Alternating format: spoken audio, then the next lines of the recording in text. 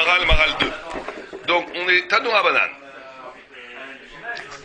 On a enseigné.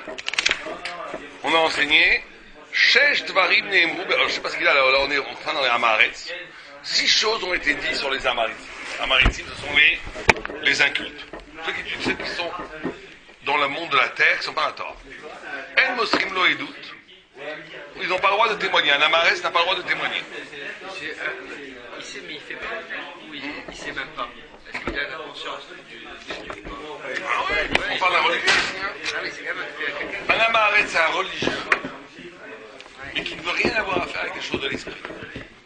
Il veut faire, pratique, il fait tout. On parle pas ici de Shinta. Dès que tu lui parles de Torah, il se sauve. Lui, il veut faire, c'est tout. Faire, c'est la Torah. Très bien, mais ça l'Amaretz.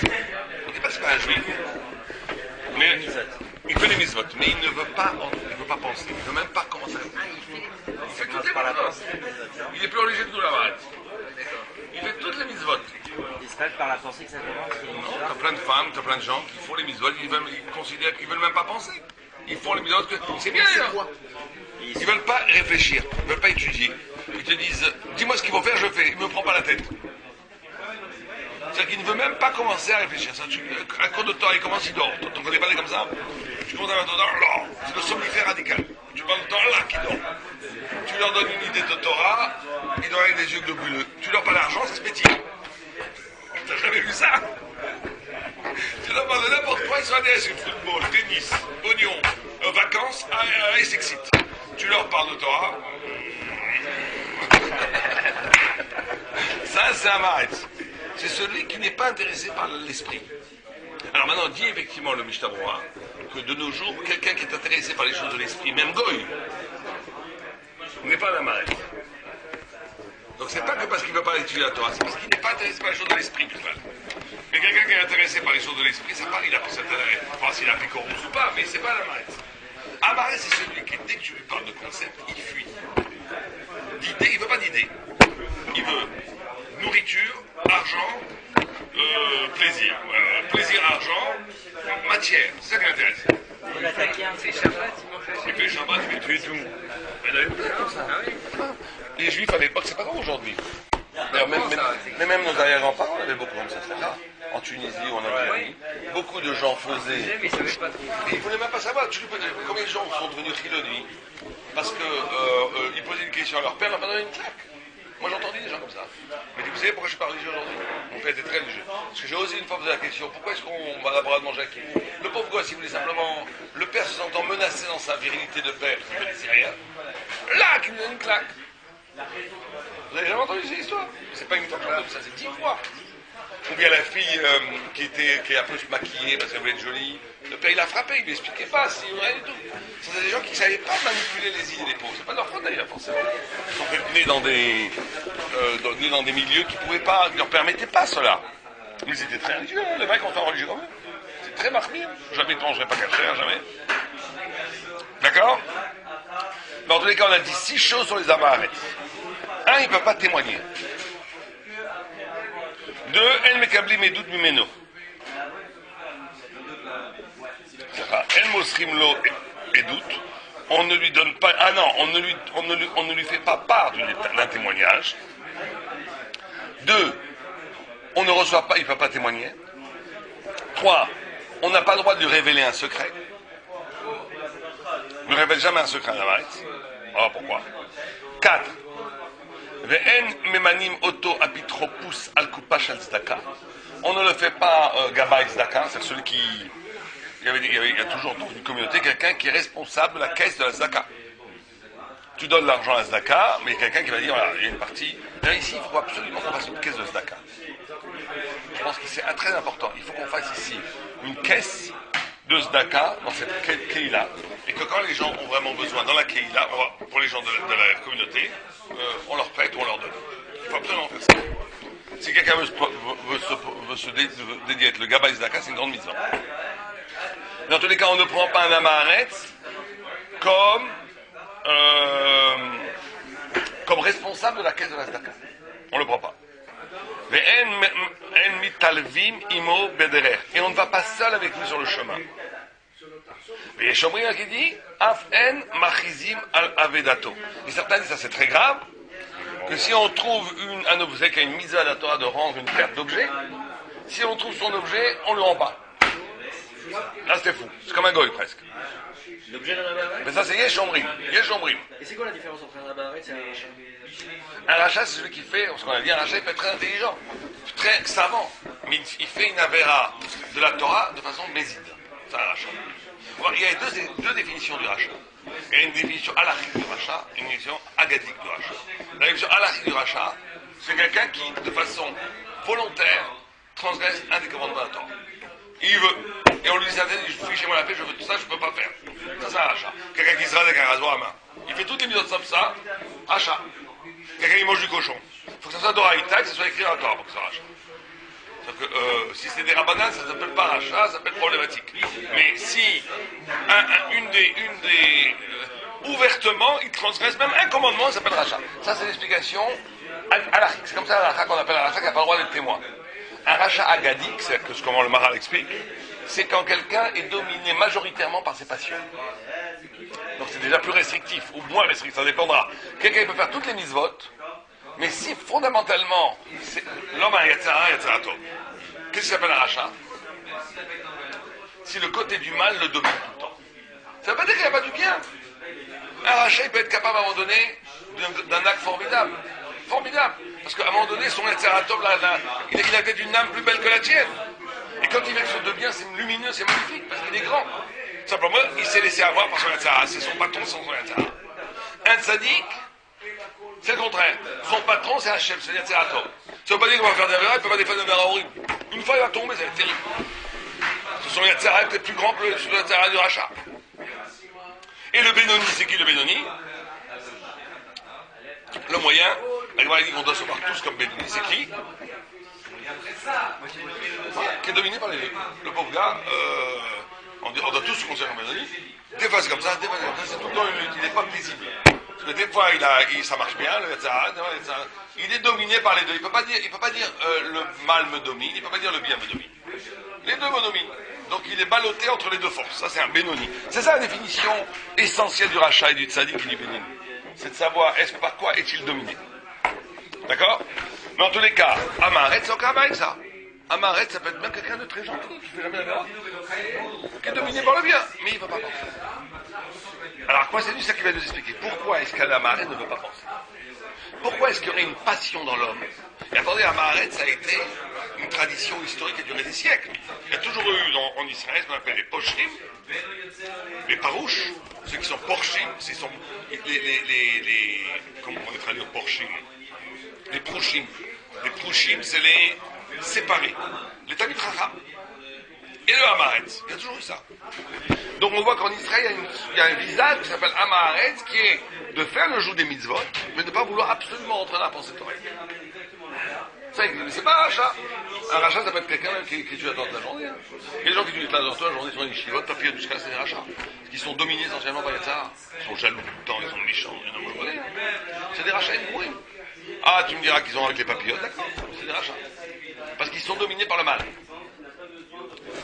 Et d'autres non. Enfin, au rachat, normalement, quelqu'un de religieux, de façon statistique, dans le monde religieux, il y a beaucoup plus de tzaddik que de rachats. Donc la barrette, celui qui manque de connaissance. Oui, d'accord, c'est clair? C'est clair. Donc on a dit 6 choses sur eux. 1, en osrim lo edut. Donc on a vu ça. Hein. Alors il va expliquer.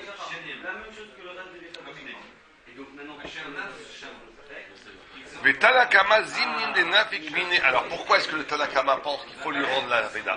Il y a une marque roquette sur la 6e chose. Est-ce qu'on lui rend sa perte ou pas?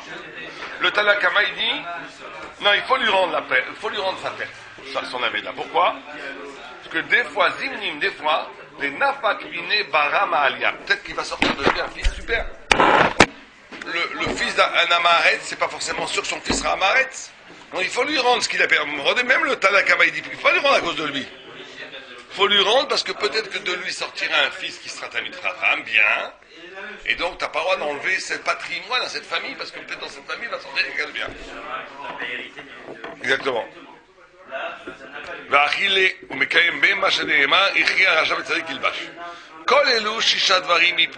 maintenant il va expliquer le Maharal. Et qu'est-ce que c'est? Pourquoi est-ce qu'on mitiaches ces 6 choses au Hamaretz? Il dit Kol elu shisha dvarim mipnei she'hamaretz rachok mi'amadrega anivdelet asichlit vechol ele shisha dvarim yesh behem madrega nivdelet. Ça c'est maralien. Voilà une phrase plus maralienne que ça, tu meurs, disait l'autre. Ça n'existe pas. Il dit nivdal. Alors le Maral revient peut-être 10 000 fois sur son livre sur la notion de nivdal, séparé. Donc il dit le Hamaretz c'est quelqu'un qui il t'explique pourquoi le Hamaretz il ne veut pas être séparé. C'est ça le secret de la paresse de la connaissance. C'est que tu ne veux pas être séparé, tu veux faire partie du monde. Pourquoi le Hamaretz ne veut pas penser, ne veut pas s'élever? Parce qu'il a l'impression qu'en pensant, il sort du monde. Il est nivdal, il est séparé. Or il n'a pas confiance, il a peur, une sorte de vertige. Je dis, mais où vous m'amenez là-haut? Laissez-moi dans le monde. C'est à tout le monde là, la peur de l'inconnu. C'est pour ça qu'on utilise ça, c'est pas parce que tout le monde a une part en lui à Maharetz, tout le monde a une part en lui de sadique, tout le monde a une part rachat. Et c'est pour ça qu'il faut savoir ce qu'on est pour pouvoir après contrebalancer dans le bon côté. Mais on doit savoir qu'il y a une part en nous. C'est la part du Hamaretz, c'est la part du. C'est que tous les Yetzirah, tous, peuvent être divisés en 4 catégories. C'est les 4 éléments du corps. Feu, air, eau, terre. Feu, c'est la colère. Eau, c'est tout ce qui est plaisir. Tout ce qui est ta'avot. Ta'avot, comment tu traduis les ta'avot? Plaisir. Ouais, pas forcément plaisir. Non, désir. 3, terre, c'est la paresse. La tzlut, la paresse, qui t'amène vers le bas. Et l'air, la gava, l'orgueil. C'est tout. Après, tout le reste, tout le mal dans l'homme, c'est une déclinaison. Après, tu as ces 4 catégories, tu les ranges. Être impatient, colère, feu, je sais pas. C'est que des dérivés après. Il n'y en a pas 5, il n'y en a que 4. D'accord? Un des 4 qui est très fort, c'est la paresse. Mais la paresse, c'est pas juste que tu es paresseux physiquement, c'est que tu veux ressembler à la terre. Tu as peur, tu veux une assise. Tu veux toucher, tu veux vivre. Il y a des gens, ils ne veulent pas, ils continuent à travailler, ils continuent à faire du business, c'est-à-dire qu'ils ont des millions. Pourquoi? Pas parce qu'ils ont besoin. Parce qu'ils savent, tu les tues dans l'air, ça tu les tues les pauvres. Ils connaissent rien d'autre. Alors tu as beau leur dire, mais t'es juif, pourquoi tu dirais pas maintenant 10 heures par jour? Tu leur dis ça, ils vont tout tuer. Mais pourquoi? Parce qu'ils assimilent l'étude à la passivité, Ils assimilent l'étude à l'arrachement du monde. Et ce qui est vrai. Or, il dit, moi je connais que le monde. Ils n'anticipent pas qu'il y a des mondes beaucoup plus fins, sur lesquels c'est beaucoup plus lumineux et heureux de vivre. Il faut cette élévation. Le niveau là. Or, ces 6 choses qu'on ne donne pas au Maharetz, ces 6 facettes de cette séparation. C'est ça qu'il va t'expliquer. C'est pour ça qu'on dit ces 6 choses, on ne le donne pas au Maharetz, parce que ces 6 choses sont 6 visages de la notion de Nivdal, de séparation. On va les voir lesquels. D'accord? וזה כי אין מוסרים לו עדות, שכל עדות הוא ידיעת הדבר כאשר הוא, ודבר זה שייך לשכל, אשר יודע הדבר כאשר הוא. ואם ימסור לו עדות, לא יקבל העדותו כמו שהוא. La première chose, c'est extraordinaire pour nous. Le premier signe de ce qui s'appelle d'être séparé, c'est la notion d'être capable d'analyser une situation telle qu'elle est. Ça, la édoute. Mosrim édoute. C'est-à-dire qu'un Hamaretz, par définition, il va être submergé par l'émotion. Et ça peut être n'importe quoi comme émotion. La peur, la jalousie, la folie. Très souvent, les Amarettis sont des excités. Pourquoi? Parce que comme ils n'ont pas l'esprit, donc ils ont le corps, mais le corps, il n'est pas inerte. Il faut bien qu'il fonctionne, le corps. Donc à partir de quoi va s'articuler l'activité du Hamaretz? À partir de l'émotion. Or, l'émotion, elle est confuse. Donc on va analyser les choses à partir de quoi? Comme les femmes. Alors, misogyne. C'est vrai, c'est marrant parce que j'étais en train de... C'est misogyne. Et ça va sur internet là, attention, tu vas nous griller. MLF nous fait un procès sur coltora.com. Attention. Ouais, t'as raison, une vision d'une certaine forme de féminité, t'as raison. Il y a des gens qui gâchent leur vie avec ça, il faut savoir. Je préserve. Moi j'ai vu des gens qui gâchaient leur vie. Je me suis occupé de cas. Et des gens, tu leur expliques. De Schwambein, ils comprennent. Putain, je suis idiot. 2 jours plus tard, la même chose. C'est pas possible. On a parlé, on avait compris, on a bien expliqué les choses. Comment c'est possible ça? Et le gars, s'il est honnête, il dit, t'as raison, mais je ne peux pas, c'est plus comment, c'est ma façon d'exister. Ma façon d'exister. Il peut pas, parce que c'est sa façon d'exister dans ce qu'on appelle vivre à partir des nerfs. Et c'est très juif, malheureusement c'est très juif d'Afrique du Nord, il y a ce problème-là qu'il faut faire, ce tikkun. Il faut apprendre à se calmer, il faut apprendre à ne pas... non, ces gens-là ne sont pas du tout idiots d'ailleurs. Mais l'émotion est trop forte, l'émotion est tellement forte qu'elle t'en conclut. Ça c'est une question d'Amaretz. L'Amaretzut, c'est l'incapacité de voir les choses telles qu'elles sont. Et le grand problème, et je ne veux pas parler du problème de mal, mais comme c'est le problème des Arabes, hein, les Arabes, ils voient les choses dans leur émotion. Il faut savoir ça. C'est pour ça qu'ils n'ont pas compris les pauvres Israéliens. On ne pourra jamais faire la paix avec les Arabes. Jamais. Pourtant, moi je suis pas nationaliste furieux, mais je vous le dis, on ne pourra jamais. Pourquoi? Parce que eux, c'est pas la réalité qui compte. C'est l'émotion. C'est-à-dire que la réalité, elle est calquée par rapport à leur émotion. Ils sont terribles, les Arabes. Ils t'envoient des bombes. D'accord? Toi, on t'envoie une bombe, qu'est-ce que tu fais? T'as pas le droit de répondre? Tu réagis. Tu vas dire criminel. Criminel. Tu dis, attends, je réagis, d'accord? Tu m'as envoyé une bombe, j'en revois. Ne me dis pas criminel, dis qu'on est ennemis, d'accord, mais ne dis pas criminel. Non, il ne voit plus rien, il ne voit plus du tout les causes. C'est qu'il va y croire 100%, c'est le pire. C'est pas un menteur. Il va croire 100% que c'est toi le criminel. Alors que c'est lui qui a commencé à envoyer la bombe. C'est pas incroyable ça. Ben Laden, c'est un saint. Un saint. Et attends, il a tué 3000, je ne sais plus combien, 4000 personnes. C'est pas normal que les Américains lui règlent en compte. Non, ce sont des assassins et des tueurs. C'est incroyable, tu n'es pas capable de voir les choses. Les nazis marchaient même, sont pires que les Arabes. Mais les nazis ne feraient jamais comme ça. Le nazi, il va te dire, 1 plus 1, ça fait 2. La réalité, c'est bon, je te déteste, je te fais la guerre, t'as raison de vouloir me tuer, mais il n'y a pas de problème, je suis plus fort que toi. C'est logique au moins. Le monde de l'islam, le monde des musulmans, le monde de l'imaginaire est tellement fort qu'il refaçonne le réel par rapport à l'émotion. C'est pour ça que dans leur religion, l'après-mort, c'est quoi? C'est 70 vierges. C'est-à-dire la folie. 70 vierges qui sont offertes aux martyrs. Pourquoi? Parce que c'est l'émotion. Qu'est-ce que tu as envie maintenant? Des vierges. Donc on te dit, tu vas des vierges. Donc c'est une projection émotionnelle humaine. Et malheureusement, les juifs qui ont vécu dans ces pays-là, les juifs qui ont vécu dans ce pays ont été un peu influencés de ça.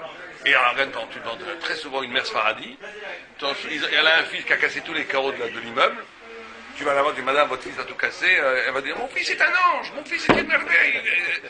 Elle veut pas voir le réel. Elle veut pas voir, on change de réel, l'émotion est tellement forte que tu peux pas voir que mon fils a cassé tous les carreaux. Et ça arrive tous les jours, ça. Bon, c'est pas chez les juifs, c'est merveilleux, c'est pas grave. Mais il faut savoir qu'il y a un petit problème quand même. Il faut faire très attention de ne pas laisser submerger par l'émotion. C'est ça la Marétroute. La Marétroute, c'est l'incapacité de voir les choses telles qu'elles sont. Il faut être capable de voir les choses telles qu'elles sont. C'est la première condition. D'accord? Deuxième condition.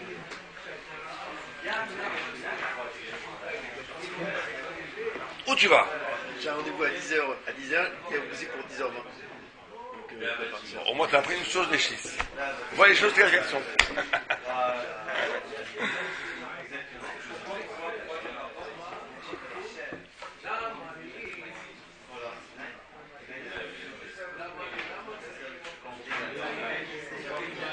Oh, alors pourquoi il dit le Maharal? Pourquoi est-ce qu'on a besoin de parler des deux? Pourquoi dans les 6, il y a deux choses qui sont par rapport au témoin? On ne lui raconte pas un témoignage et on ne reçoit pas de lui un témoignage. Pourquoi est-ce qu'il faut les deux? Il dit... Justement, parce qu'il est dominé par ses émotions. Mais pourquoi il faut les deux? Parce qu'il il interprète la réalité par rapport à ses émotions et c'est pas conforme à la réalité. C'est très important ça. Il y a deux choses. Un, il n'est pas capable, même ce qu'il a vu, de le relater normalement. Deux, même si toi, tu vas lui communiquer une objectivité. Tu vas lui dire, voilà comment se sont les choses, il va le recevoir, il va le transformer. Ça va des deux côtés. Ce qu'il a vu, il va le relater de façon forcément tordue. Et même si toi tu vas l'aider à voir, parce que tu vas lui raconter l'histoire selon les standards de ton objectivité, même quand ça n'a pas été. Il va capter des choses en les déformant. C'est-à-dire que l'émotion est tellement forte, nous on dit l'émotion, mais le Maharal dit, il est tellement loin des choses objectives de l'esprit qu'il ne peut pas capter les choses selon le cadre de l'esprit. D'accord? Et c'est parce qu'il est loin de la vérité. Veda ki העדות שמוצא הדבר הוא מעיד עליו אל הפועל. ואין למערכת שהוא בא לחומר רק בכוח ולא בפועל, ולכך אין ראוי לו. Il dit une phrase très maralienne. Il dit un témoignage. Témoigner de la vie, c'est pas simplement être capable de témoigner de quelque chose qui était en puissance, qui est devenu en acte. Ce qui était en potentiel, qui est devenu en réalité. C'est ça témoigner. Décrire une situation, c'est être capable de penser comment quelque chose qui était en germe est devenu réel. C'est comme ça, celui qui peut maîtriser la vie, la matière, même le business, même tout, c'est celui qui est capable de voir en germe des choses et de les réaliser. C'est que ça, oui. Qu'est-ce qui va, si on dit que tout est bracha, c'est vrai, mais qu'est-ce qui va donner une bracha aussi? C'est quand quelqu'un est capable de voir des potentialités, c'est tout. Quand quelqu'un qui a, qui a vu Internet avant tout le monde, il est riche aujourd'hui, celui qui a pu voir à l'époque les radios libres qui a ouvert, c'est qu'à un moment donné, il était capable de voir que c'est ça le futur. D'anticiper, c'est un bidard, d'anticiper. Celui qui reste fidèle à des anciens modèles qui sont déjà en action et qui n'ont plus d'avenir, forcément ça tombe. C'est comme ça que ça marche. Donc il te dit. Ah bon, c'est bidard, j'aurais dit que c'était pourquoi moi. Ça peut être bidard parce que c'est tort d'avoir, mais tort d'avoir. Parce que c'est l'avenir de la chose, elle est cachée. La chokma, c'est la structure de la chose. Des fois, dans la structure de la chose, tout va bien. Mais tu ne peux pas anticiper que ce tout va bien est déjà mort. Tu as l'impression que tout va bien, mais c'est déjà mort. Tu regardes, 90%, il vous dira, ceux qui font du business, peut-être pas, vous n'êtes pas dans le commercial, ceux qui font dans le business, ils te diront que 90% des faillites sont venues parce que la personne n'a pas réagi à temps. C'est-à-dire qu'ils ont cru que l'ancien modèle marcherait. Et qu'ils n'ont pas voulu réagir. C'est trop confortable, pas de remettre en question. C'est trop moral de continuer et de se remettre en question, c'est comme si c'était émotionnel encore. Comme si on remettait en question ma réussite d'avant. Donc c'était émotionnel. Et donc tout ça, c'est entré dans un cercle qui fait qu'à la fin, ils perdent tout. Alors que les Israéliens, pour ça, ils sont très forts. Les Israéliens, c'est les tueurs. C'est pour ça qu'ils ont vécu la crise économique qu'ils ont passée au lama. Ils sont très très forts. Parce qu'ils c'est leur faiblesse qui rentre en enfant. Ils n'ont pas la tradition, comme en France, comme en Europe et tout. Donc dès que ça sent que ça mouche, ils bougent. Ils sont incroyablement réactifs, incroyablement flexibles, incroyablement prêts au futur. C'est pour ça que ça marche incroyablement. L'économie israélienne, c'est une économie. Ils ont 2,5 milliards d'excès, 2,5 milliards d'euros. C'est énorme pour un petit pays comme ça. Ils ne savent pas comment faire. C'est ça leur casse-tête. Il y a des gens qui savent d'accord. Il y a des gens qui savent, c'est horrible. Les gouvernements ont donné toutes sortes de projets, qu'est-ce qu'on va faire avec cet argent. Il n'y en a pas un qui a dit dans l'argent pour. Ça va tuer ça. Un, ils ont de construire des usines de dessalage. Bon, c'est vrai, il faut de l'eau. 2, de construire 1000 appartements pour les jeunes. Bon, c'est pas mal ça. 3, de réduire la TVA. 4, ils ont des trucs comme ça. Mais c'est une économie qui est flamboyante. Mais pourtant, les gens, en Israël, c'est très dur. Hein. C'est une économie qui marche très bien dans la méga économique. Mais dans les gens, il y a une petite marge qui fait énormément d'argent, mais énormément de gens. Et la masse laborieuse, ils gagnent très peu. Hein. Pas vraiment beaucoup. Mais globalement, c'est une économie qui marche super bien. La Banque centrale a épargné à peu près, a acheté pour 100 milliards de dollars. Ils ne savent pas comment faire. C'est 100 milliards de dollars. C'est un dixième de... À l'échelle d'une économie, à l'échelle d'un pays, d'un produit intérieur brut, c'est pas si... pas mal, 100 milliards. Comme pour réserve. Israël, bien sûr, c'est un petit Pour pays. Israël, c'est énorme. Bon, on y va.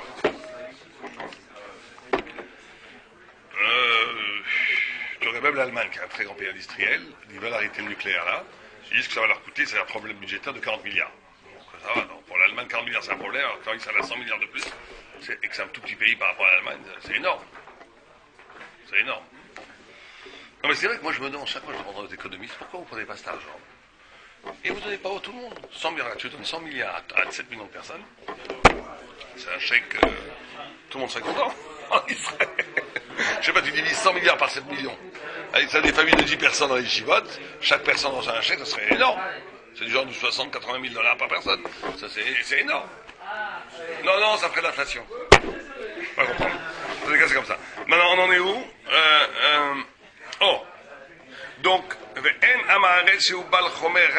donc c'est très important ça.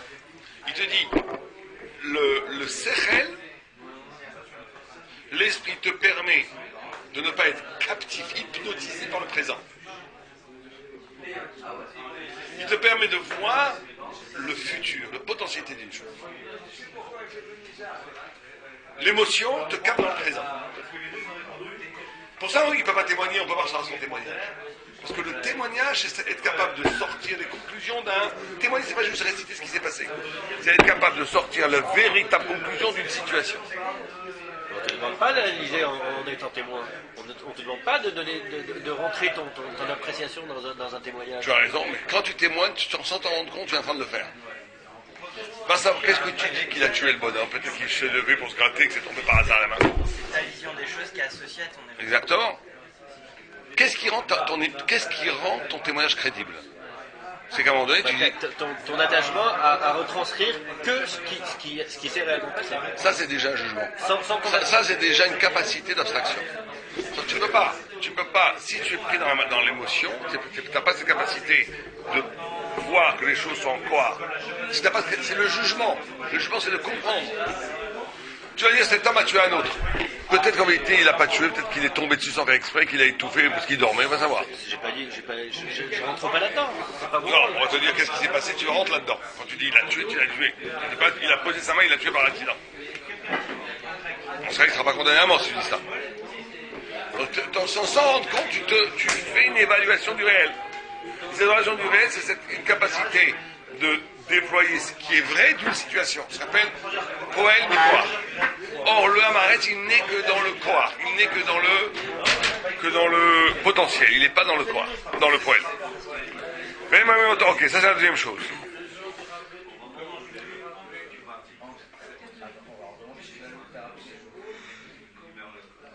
Oui, c'est ce qu'il dit. Et il dit, comprends cela, que l'esprit est toujours en train de voir le sens non exposé des choses, et le chomer, qui est la matière, est tout le temps passif de ce qui se passe. Et donc, c'est pour ça qu'il va témoigner, parce que le témoignage, c'est être capable de révéler l'essence de la chose. Ce qui s'est vraiment passé. Alors que le Hamaretz, il est dans le chomer. On ne le prend pas comme apitropous. Apitropous, ça veut dire en français ceux qui s'occupent des caisses. Comment on appelle ça en français? Ouais, il y en a en français. Non, il y en a d'autres, ouais. Après, quand des enfants, on les met dans les mains d'un tuteur. Un tuteur. Il y a un autre mot, j'oublie. Administrateur, non, j'oublie. En tous les cas, bon, on le met dans le... On ne fait pas de lui un tuteur ou un administrateur pour des orphelins ou pour la Zdaka. Non. D'accord? Et l'ouchté de Barin, pour il dit, qui chomri en raoui sheye manig acher ve'en mashpi'a le'acher be'avuk shehu mekabel tamid ומאחר שהוא מקבל, אין ראוי שיהיה בו הנהגה לאחר זה, שישפע לאחר. Très simplement, lui, il a le concept. Il dit parce que tout ce qui est apitropos, c'est une question de direction. C'est directorial. C'est toi qui vas décider ça où ça va l'argent, comment est-ce qu'on doit gérer les biens de l'orphelin, etc., etc. Donc ça demande une décision, ça demande une anaga, ça demande une direction. Alors, il dit pour être directeur, il faut être abstrait, il ne faut pas être romré. Ne peut diriger que celui qui est au-dessus de la matière. Celui qui est dans la matière, sculpté par la matière, il doit être dirigé, il ne doit pas diriger. La matière étant passive, elle n'est jamais active. Or, diriger, c'est être actif. Donc le Hamaretz qui est passif, puisqu'il est dans la matière, donc il ne peut pas avoir un poste de direction. Un poste de direction, tu le donnes à quelqu'un qui est capable de maîtriser ses désirs, ses émotions. Quelqu'un qui n'est pas capable de maîtriser, tu ne lui donnes jamais de poste de direction. De là, ça nous apprend à nous qu'on ne peut organiser sa vie, qu'on ne peut organiser, diriger les choses que si on est capable d'être sechel, d'être dans l'esprit et pas dans la matière. C'est clair? C'est clair.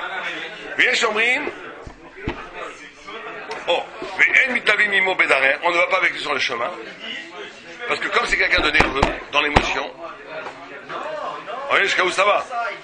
Non, laisse-moi un peu d'air. À moins que vous ayez froid. Ou Khashoud à la Shferut Damim. Il est proche du meurtre. Il n'y a pas de limite à ces choses-là. Il est proche du meurtre. Ne va pas seul avec lui à la montagne. Ça peut mal tourner. C'est quelqu'un qui n'est absolument pas intéressé aux choses de l'esprit. Quelque part, il est animal. Un animal, dans certaines situations, il peut être très dangereux. Et ça se gère, ça? Bien sûr que ça se gère. Il faut l'intéresser aux choses de l'esprit. Les hâtes, peu à peu. Par exemple, on a une femme qui est dominée par ça. Comment ça se gère? Parce que un rien est sujet à une explosion de colère et tout ça. Comment ça se gère? Une petite dose d'hachiche tous les jours. Comment ça se gère? Ça, c'est un problème de dignité. Il faut apprendre à sa femme à retrouver cette dignité. Donc une femme qui explose comme ça, c'est qu'elle a une grande peur, une grande insécurité, une grande insécurité. C'est ça la base, la peur, c'est la panique. Donc il faut la rassurer. Ça passe par la rassurer fondamentalement. Et elle doit s'apprendre à se rassurer. Alors ça passe ou bien si on est riche, on lui fait un chèque d'1 million d'euros, on lui dit peut être tranquille. Si on n'a pas les moyens, on lui donne un livre de Moussard. Qui lui dit 10 euros, c'est moins cher. Il faut les apprendre à Emouna. Le propre de ces personnes, c'est qu'elles lisent ça, elles apprennent, c'est super. Et 2 minutes après, elles sortent du livre, elles agissent complètement à l'opposé parce qu'elles c'est très souvent comme ça. Bon, il faut essayer de lui donner des exercices. C'est-à-dire qu'elle apprend le Moussard, exercice de bitachon. Il y a des livres d'exercices de bitachon. Ça devient physique. Ça veut dire que c'est bien qu'elle ait aussi qu'elle prenne un quart d'heure ou une demi-heure par jour seule, qu'elle se prenne dans les bois, à un moment donné, être tranquille, être avec soi-même, se calmer. Et travailler énormément le bitachon.